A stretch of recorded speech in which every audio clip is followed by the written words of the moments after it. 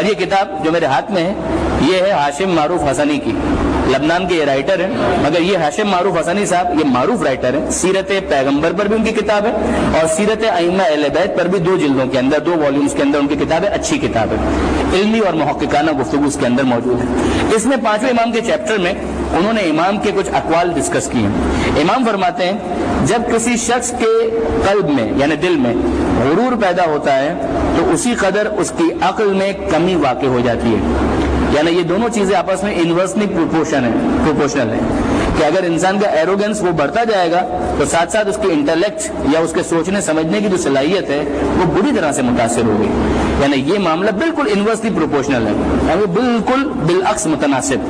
یہ اوپر جا رہا ہے معاملہ تکبر غرور کہ بس میں اتنا ہو گیا ہوں، باقی سب کے ذلیل ہو گئے ہیں، باقی سب کے سب چھوٹے ہو گئے ہیں، باقی سب کسی کو سوچنے کی صلاحیت ہی نہیں ہے، باقی کے اندر نہ غور و فکر کی کوئی صلاحیت ہے، بس سارے کی ساری عقل میرے پاس آ گئی ہے۔ بھئی یہ خناس جب ذہن کے اندر آتا ہے تو ساتھ ساتھ پھر اس کے سوچنے سمجھنے کی صلاحیت یہ امام معصوم فرماتے ہیں کہ وہ خود بخود کم ہونے لگتی ہے، اس کے بعد وہ ترقی اس اعتبار سے نہیں کر پاتا۔ امام آگے بڑھ کر فرماتے ہیں کہ جس عالم کے علم سے فائدہ اٹھایا جاتا ہو، دیکھیے ایک ہے عالم، اگر اس کے علم سے فائدہ نہ بھی اٹھایا جائے تو بھی بہرحال اس کی اپنی ایک شوقت، اس کی اپنی ایک فضیلت تو ہے، مگر یہاں پر امام خصوصیت کے ساتھ تذکرہ کر رہے ہیں اس عالم کا جس کے علم سے فائدہ اٹھایا جاتا ہو۔ وہ کس سے افضل ہے؟ امام فرماتے ہیں کہ وہ 1000 عابدوں سے زیادہ فضیلت رکھتا ہے۔ مگر یہ کون سا عالم ہے؟ جس کے علم سے لوگ استفادہ کرتے ہوں، فائدہ اٹھاتے ہوں۔ اب ظاہر ہے کہ جو معاملہ چلے گا، اگر عالم سے استفادے کی آپ بات کریں تو اس کے 2 بہرحال پری ریکویزٹ ضرور موجود ہیں۔ ایک لوگوں کی آمادگی کہ وہ استفادہ کرنا چاہیں، اور نمبر 2 وہ عالم واقعا اپنے علم کو دوسروں کے ساتھ شیئر کرنا چاہیں۔ اگر ان میں سے کسی ایک جگہ پر بھی کمی واقع ہو جائے گی تو وہ استفادہ واقع نہیں ہو پائے گا۔ گڑبڑ یہیں پہ زیادہ تر یہاں یہی ہوتی ہے کہ یا لوگ آمادہ نہیں ہوتے، عالم آمادہ ہوتا ہے، اور یا پھر لوگ آمادہ ہوتے ہیں مگر عالم کے پاس بہرحال دوسرے مسائل کچھ ہوتے ہیں جس کی وجہ سے وہ اپنے علم کو شیئر نہیں کرانا چاہتا۔ یہاں پر میں آپ کو یاد دلاؤں، البتہ یہ آپ کے لیے تو زیادہ مفید نہیں ہے، علماء کے لیے زیادہ مفید ہے، کہ مولا کائنات امیر المومنین علی ابن ابی طالب علیہ السلام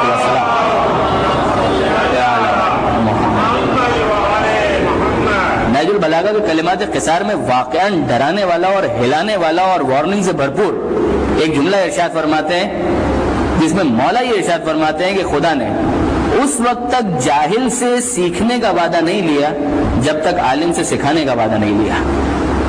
یہ واقعاً یہ بہت ڈرانے والا جملہ ہے، بہت ہلنے اور انسان کو لرزا دے ایسا جملہ ہے کہ جس کے اندر مولا یہ فرمانے خدا نے اس وقت تک جاہل سے سیکھنے کا وعدہ نہیں لیا۔ وہ تو جاہل ہے، وہ تو اتنا کہہ کے چھوٹ جائے کہ میں تو جاہل تھا، میں تو سیکھ لوں، لیکن اگر عالم سکھانے کے لیے تیار نہ ہو، مولا فرماتے ہیں عالم سے سکھانے کا وعدہ پہلے لیا گیا ہے، جاہل سے سیکھنے کا وعدہ بعد میں لیا گیا ہے۔ اور آپ واقعاً انبیاء کے سلسلے میں بھی دیکھیے، پروردگار عالم پہلے حضرت آدم علیہ السلام کو بھیجتا ہے، پھر دوسروں کو بھیجتا ہے، یعنی حضرت آدم علیہ السلام جو خود معلم ہے، جو خود رہنما ہے، ان کو پہلے بھیج رہا ہے، دوسرے انسان ان کی نسل سے آئیں گے، یعنی پہلے معلم ہے، پہلے سکھانے والا ہے، پھر سیکھنے والا ہے۔ یہ پروردگار عالم کا بہرحال ایک سیٹ اپ ہے۔ گڑبڑ یہ ہے کہ جہاں پر عالم سکھانے کے لیے تیار ہے وہاں پر لوگوں کا مزاج اوپر ہے، اور جہاں پر لوگ سیکھنے کے لیے آمادہ ہیں وہاں پر کبھی کبھی بہرحال کوتاہیاں ہو جاتی ہیں۔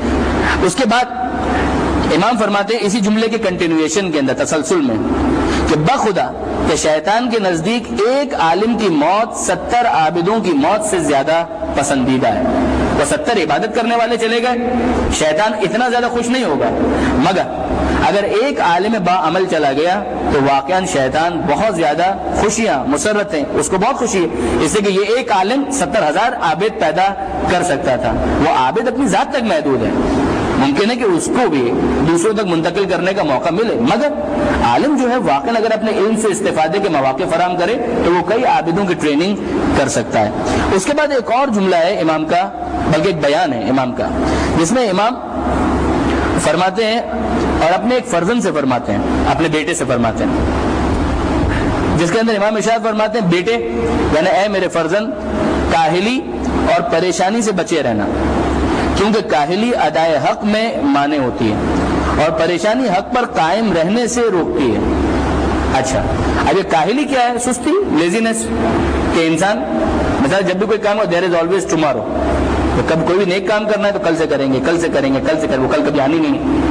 یہ جو سستی ہے امام فرماتے ہیں کہ اس سے اپنے آپ کو بچاؤ، اس لیے کہ یہ سستی یا کاہلی ادائے حق میں مانع ہو جاتی ہے۔ رجب کا مہینہ آ گیا، روزہ رکھنا ہے 15 رجب کے بعد رکھیں گے، کل سے رکھو بابا، بسم اللہ کرو، بولے کل کے بعد پرسوں نصیب ہوگی نہیں ہوگی کس کو معلوم ہے، کام کرو، شروع کرو، بسم اللہ۔ کوئی کہے کہ مثال کے طور پہ زیارت پہ جانا ہے، جاؤ بسم اللہ، اگر واقعا گنجائش ہے نکلو۔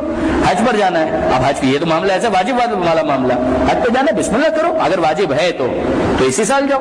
اسی طریقے سے کوئی بھی نیکی کا کام ہے، کسی غریب کی مدد کرنی ہے، کسی بیوہ کی مدد کرنی ہے، کسی بچے کی اسکول کی فیس کا انتظام کرنا ہے، سوچا یہ نیک کام کریں گے، مطلب کریں گے بعد میں کریں گے، نہیں بعد میں نہیں، جو نیک کام ہے اس کو کرنے میں انسان جتنا جلد آگے بڑھ سکے، اسٹیپ لے سکے وہ اچھا ہے، اس کے اندر کاہلی کی ضرورت نہیں ہے۔ امام فرماتے کاہلی ادائے حق میں مانع ہوتی ہے، اور پھر امام فرماتے پریشانی حق پر قائم رہنے سے روکتی ہے۔ کچھ پریشانیاں تو وہ ہیں کہ جو اوائڈیبل نہیں ہیں، مگر وہ کچھ پریشانیاں جو زبردستی کی پریشانیاں ہیں جن کو انسان خامخواہ اپنے آپ پر مسلط کرتا ہے۔ امام فرماتے ہیں ان پریشانیوں کے اندر اپنے آپ کو ڈالنے کا کیا فائدہ، اس لیے کہ ان پریشانیوں میں اگر تم رہو گے تو اس کا نتیجہ یہ ہوگا کہ تم حق پر قائم نہیں رہ پاؤ گے، اتنے ڈسٹرب ہو جاؤ گے، تمہاری فیلنگز، تمہارے سوچنے سمجھنے کی صلاحیت اتنی ڈسٹرب ہو جائے گی کہ اس کے بعد تم حق پر باقی نہیں رہ پاؤ گے۔ امام کے ایک صحابی ہیں جن کا نام ہے جابر جوفی۔ اچھا امام تو کافی صحابی ہیں، ظاہر ہے کہ امام تو پوری یونیورسٹی لگا کے بیٹھے تھے، بہت زیادہ خدمت کی ہے پانچویں امام نے، تو امام کے کئی صحابی ہیں، کئی چاہنے والے، صرف نام کے صحابی نہیں، پکے مخلص صحابی، جس کے اندر ابان بن تغلب بھی ہیں، جن کے اندر محمد ابن مسلم ثقفی بھی، وغیرہ وغیرہ۔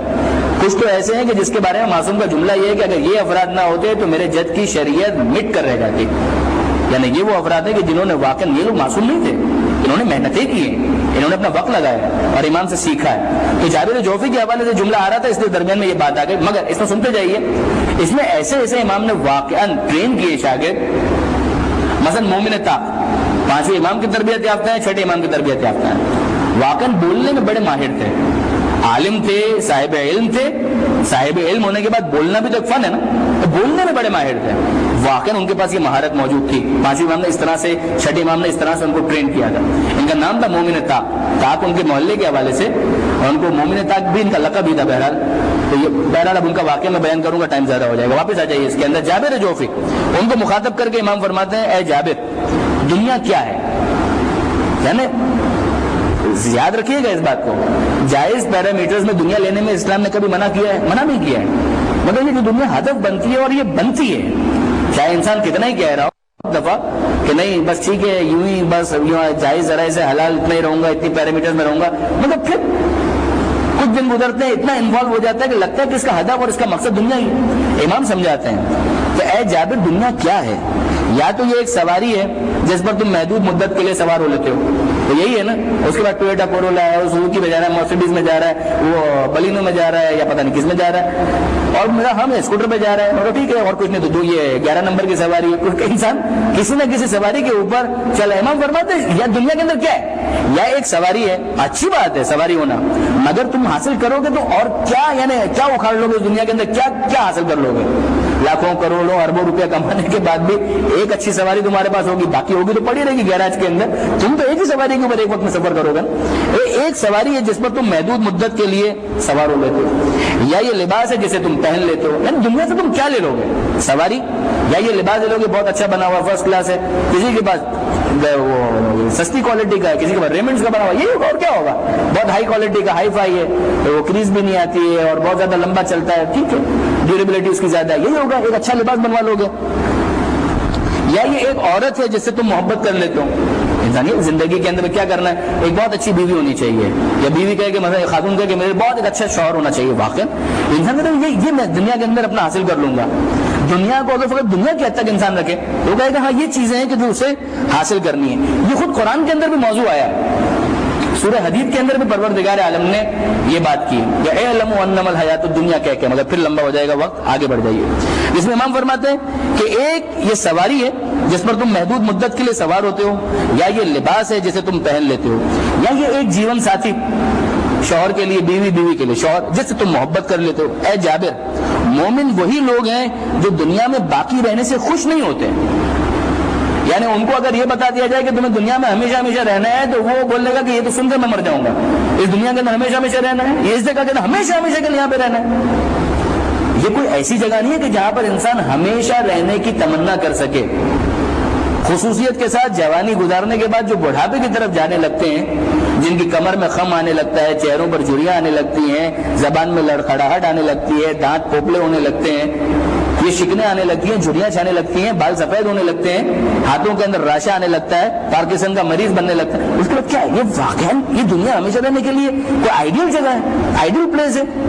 دمے سے سانس پھولا جا رہا ہے، انسان چل نہیں پا رہا، اس کے بعد وہ کہے کہ نہیں بہت اچھی جگہ. کیا ہے یہ؟ ہمیشہ رہنے والی جگہ نہیں ہے، بہت بڑی سزا ہے اگر کسی کو دے دی جائے. امام فرماتے ہیں کہ مومن وہی لوگ ہیں جو دنیا میں باقی رہنے سے خوش نہیں ہوتے اور نہ آخرت کے وارد ہونے سے اپنے آپ کو بے فکر رکھتے ہیں.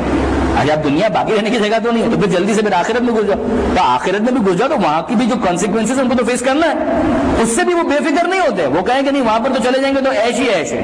انہیں اس بات کا بھی خوف ہوتا ہے کہ خدا کے سامنے حاضری دینا یہ بھی کوئی آسان کام یا معمولی کام نہیں ہے. بس وہی ہیں جو پاک بازوں کا سا ثواب حاصل کرتے ہیں. اگرچہ اہل تقویٰ ممکن ہے ساز و سامان کے لحاظ سے دنیا کے لوگوں میں نادار ہوں، لیکن وہ دوسروں کی مدد کرنے میں سب سے آگے ہوتے ہیں. یہ بھی ہے بہت سے کروڑ پتی ایسے نالائق ہوتے ہیں کہ ان کے سامنے آدمی مر کر ریڑیاں رگڑ رگڑ کے مر جائے وہ اس کو پانی دینے کے لیے تیار نہیں ہوتے. اور ایسے ایسے غریب لوگ بھی ہوتے ہیں جن کا دل اتنا بڑا ہوتا ہے کہ واقعی ان کا بس نہیں چلتا کہ اپنا پورا وجود کسی اور کے اوپر قربان کر دیں. امام فرماتے ہیں کہ ممکن صاحب تقویٰ جو ہے وہ بظاہر نادار ہو، اس کے پاس نہیں ہو بہت زیادہ چیزیں، بہت زیادہ مال و متاع نہ ہو، مگر اس کے باوجود اس کی اسپرٹس بڑی ہائی ہوتی ہیں، لیکن وہ دوسروں کی مدد کرنے میں سب سے آگے ہوتے ہیں. وہ اپنی کورولا کے اندر نہیں پہنچے گا یہ، مگر ہو سکتا ہے اپنی پٹپٹی کے اندر پہنچ جائے کسی غریب کو کھلانے کے لیے. چنانچہ اگر تم ان کو بھول جاؤ گے تو بھی وہ تم کو یاد رکھیں گے. یعنی یہ صاحب تقویٰ اگر تم ان کو یاد کرو گے تو وہ تمہاری مدد کریں گے. وہ اللہ کے نازل کیے ہوئے حق کو عام کرتے ہیں اور اللہ کے احکام پر قائم رہتے ہیں. اس کے بعد یہ جملہ آگے بڑھتا ہے مگر میں ایک اور جملہ آپ کے ساتھ شیئر کرنا چاہتا ہوں، اس کے بعد آج کی گفتگو کو ہم مکمل کرتے ہیں. ایک جملہ امام فرماتے ہیں، امام کی ایک حدیث بہت پیاری حدیث ہے جو مومن سے تعلق کے حوالے سے بہت عمدہ یہ امام کا بیان ہے. امام فرماتے ہیں اپنے اصحاب کی ایک جماعت سے، فرماتے ہیں کیا تم میں سے کوئی شخص اپنے ساتھی کی جیب میں ہاتھ ڈال کر جو چاہے نکال لیتا ہے؟ یہ کتنا عجیب کوشچن ہے. کیا تم میں سے، یعنی تم سب مومن بنتے ہو، کیا تم میں سے کوئی شخص ایسا کر سکتا ہے کہ اپنے برابر میں بیٹھے ہوئے کسی مومن کے جیب میں ہاتھ ڈال کر کوئی چیز نکال لیں؟ کیا ایسا کر سکتے ہو؟ لیکن ڈاکہ ڈالنے کی تعلیم تو نہیں دی جا رہی ہے اس کے اندر. ڈاکہ ہوتا ہے وداؤٹ کنسنٹ، اجازت کے بغیر. یہ بات ہو رہی ہے اس اعتماد اور کانفیڈنس کی کہ جو دو حقیقی مومنوں کے درمیان ہونا چاہیے. ورنہ تو واقعا اگر کوئی جیب میں ڈال کے موبائل چھین کر لے جانا چاہے تو کیا انسان کیا کرے گا؟ ویسے واقعا اس کے ساتھ بھی کیا کر لے گا؟ جب گن پوائنٹ پر وہ لے کے جائے گا تو اس کو بولیں گے بسم اللہ لے جا، تو ہی سب سے بڑا مومن ہے بھائی. لیکن اس میں تو اندر دل میں گالیاں دے رہا ہوگا انسان. مومن کا مومن کے ساتھ معاملہ کیسا ہونا چاہیے کہ اس طریقے سے امام فرماتے ہیں کہ اگر وہ اس کی جیب میں ہاتھ ڈال رہا ہے یہ پریشان نہیں ہے. مطلب اگر اس نے ہاتھ ڈالا ہے تو اس کا مطلب یہ ہے کہ واقعا یہ اتنا اس وقت ضرورت مند ہے کہ اسے ضرورت پڑ رہی ہے اور جتنی ضرورت ہے اتنا ہی نکالے گا، اس سے زیادہ نہیں نکالے گا. اور جو ہاتھ ڈال رہا ہے اسے بھی اعتماد ہے کہ میں ہاتھ ڈال رہا ہوں، یہ منع نہیں کرے گا. یہ دو یعنی یہ ایمان کے واقعا درجات ہیں. ہم تو بھی بہت نیچے ہیں، ہم تو بہت مائنس کے اندر ہیں. بہرحال امام فرماتے ہیں کیا تم میں سے کوئی اپنے کسی ساتھی کی جیب میں ہاتھ ڈال کر جو چاہے نکال لیتا ہے جس کا اس کو اندازہ ہی نہ ہو کہ کتنا نکالے گا؟ لوگوں نے کہا کہ نہیں اے فرزند رسول ابھی اتنا تو معاملہ نہیں ہوا ہے، یعنی ہم لوگ اتنے تو آپس میں ایک دوسرے کے ساتھ قریب نہیں ہوئے ہیں. اس پر آپ نے فرمایا تو جاؤ، تم ہمارے ویسے بھائی نہیں ہو جیسا کہ تم خیال کرتے ہو. تم سمجھتے ہو شیعہ ہو گئے، مومن ہو گئے، ہم تو بڑے ایمان والے ہو گئے، پکے پکے پکے پکے پکے مومن ہو گئے. ابھی ٹائم لگے گا، ابھی بہت ٹائم لگے گا. ابھی تم بہت نیچے ہو، ابھی پہلی کلاس میں بھی نہیں آئے ہو. یہ مونٹیسی چل رہا ہے، میٹرک کرنے میں بہت ٹائم لگے گا اور اس کے بعد بھی عشق امتحا اور بھی ہیں. یہ تو بہت ٹائم لگے گا. مطلب مومن کا تو آپس میں کانفیڈنس کا معاملہ اس طریقے کا ہونا چاہیے. اب دیکھ ڈالیے وہ چار مومن مل کر ایک آرگنائزیشن چلا رہے ہیں، ایک اس کا گریبان پکڑے ہوئے، دوسرا اس کا گریبان پکڑے ہوئے، مارا ماری ہے. وہ اس کے اوپر اعتماد کرنے کے لیے تیار نہیں ہے، اس پر اعتماد کرنے کے لیے تیار نہیں ہے. گھروں کے اندر بھائی بھائی سے بات کر رہا ہے تو اس کے اندر بھی اعتماد نہیں موجود نہیں ہے. کیا ہے خالی خالی کی باتیں ہیں، ایمان اور مومن اور یہ ساری چیزیں. اب کیا چیک اینڈ بیلنس نہیں ہونا چاہیے؟ وہ بھی ہونا چاہیے. تو واقعی اگر کوئی مثال کے طور پر بیوقوف کسی آرگنائزیشن کے اندر آ گیا ہے، اس آرگنائزیشن کا بیڑا غرق کرنا چاہتا ہے تو ہم ایمان کے نام پر ایسا تو نہیں اس کو اجازت دے سکتے. یہ بھی پرابلم ہے.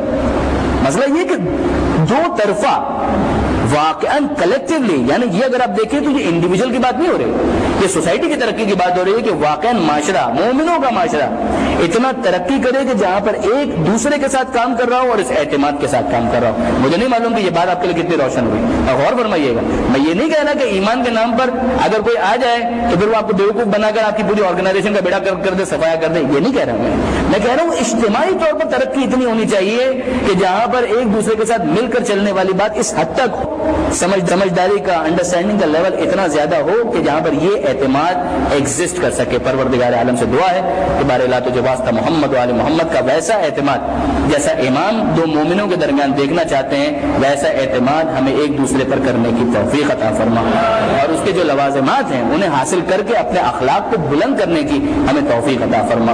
مالک تیرے معصوم نے کہا، تیرے نمائندے نے کہا کہ اگر غرور انسان کے اندر آ جائے تو اس کی عقل گھٹ جاتی ہے۔ مالک ہمیں غرور کے گناہ کبیرہ سے بچنے کی توفیق عطا فرما۔ مالک تجھے واسطہ محمد و آل محمد کا، امام کی سیرت پر عمل کی توفیق عطا فرما۔